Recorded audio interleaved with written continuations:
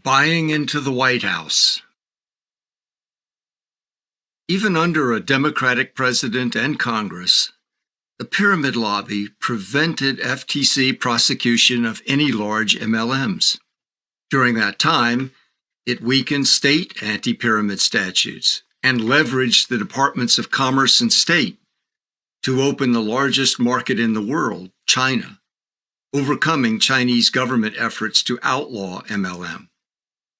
But it was with the election of George W. Bush, the first candidate the newly branded and greatly enlarged pyramid lobby played a major role in bringing to office, that MLM could publicly claim part ownership of the White House.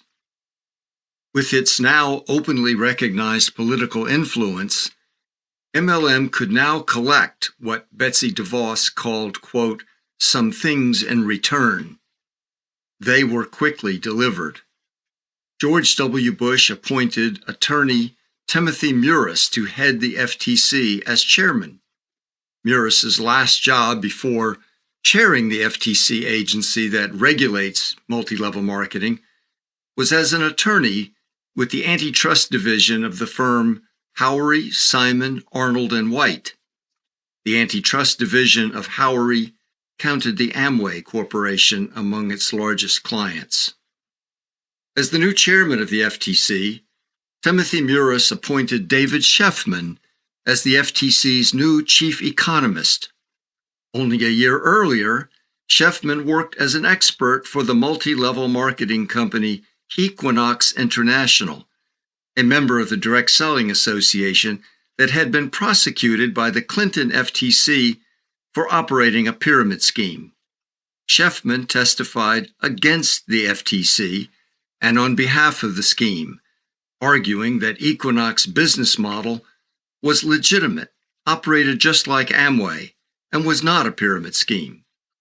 The FTC ultimately succeeded in shutting down Equinox and recovering about $50 million for consumers.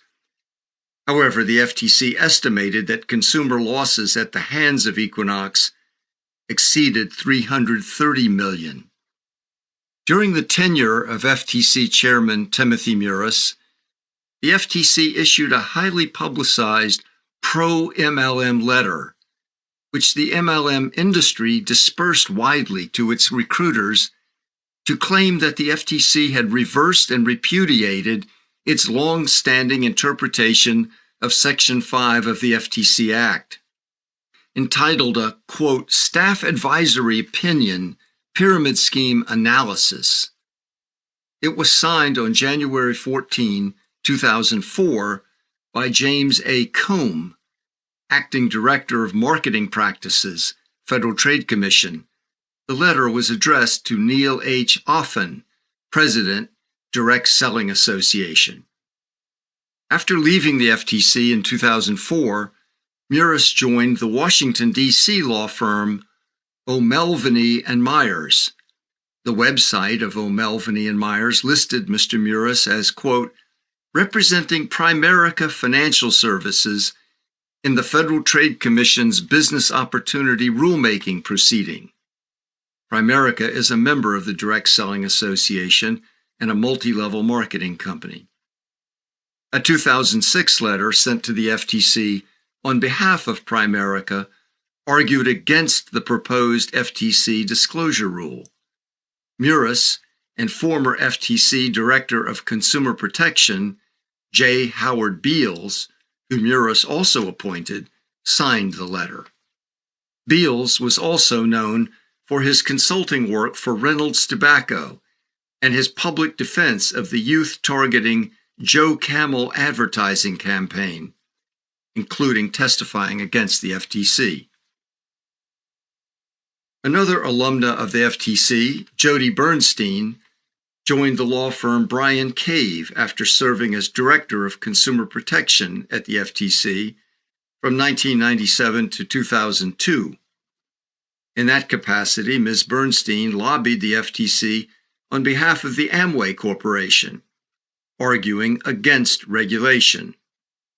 Her law firm, Bryan Cave, defended the notorious Ponzi operator Reed Slatkin and previously represented Michael C. Cooper, President and Chief Executive Officer of the MLM company Renaissance the Tax People, which was shut down by the state of Kansas as a pyramid scheme.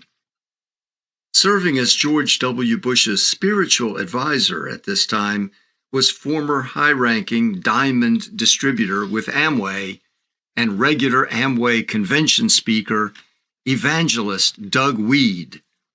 Weed was President George H.W. Bush's liaison to the Christian right.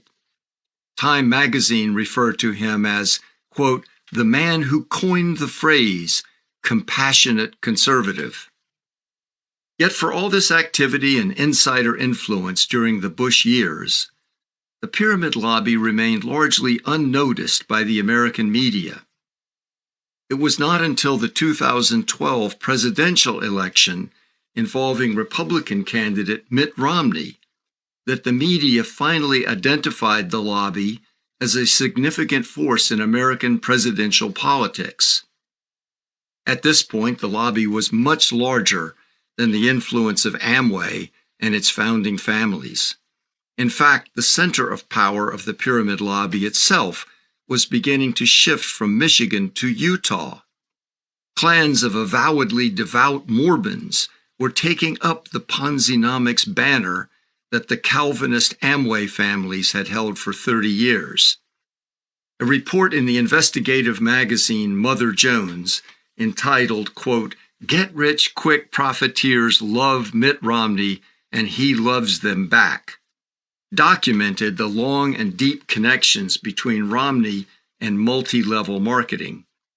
The article documented 2 secret $1 million donations made to Romney, traced to 2 executives of the MLM Nu Skin.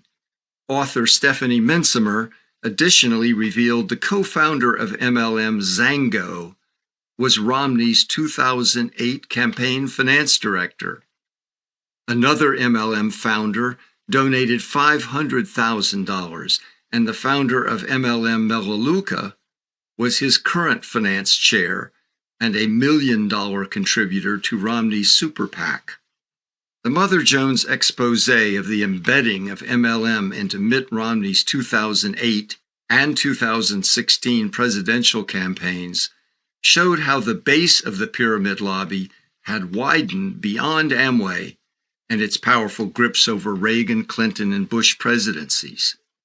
The MLM power base now included Nu Skin and other Utah-headquartered and Mormon-affiliated MLMs, still maintaining the facade of religious piety of leaders and a doctrine that sanctified pursuit of wealth. This expansive pattern further extended into the Obama presidency and the Democratic Party side of Congress.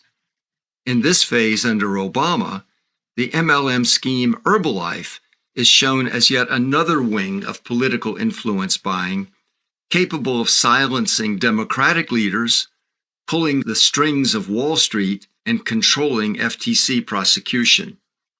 What distinguished the Obama era is that in 10 years leading to his election, awareness of MLM fraud had also increased, along with the expansion of the pyramid lobby's disinformation and influence buying. Whistleblowing websites appeared. A small but skilled group had launched an anti-pyramid scheme nonprofit organization for consumer education and advocacy focused directly on MLM. A popular Yahoo chat group, MLM Survivor, was operating, and there had been several successful class action lawsuits against MLM. For the first time since MLM propaganda and FTC policy about the normalcy and legitimacy of endless chain schemes had dominated public forums, hope for change and uncorrupted law enforcement was in the air. To understand the confluence of a hope-inspiring Obama presidency and Democratic Party control of Congress and the FTC failure to confront the pyramid lobby, once again the perspective and moral compass of the muckraking era at the start of the 20th century must be visited. Hope and Boodle under Obama.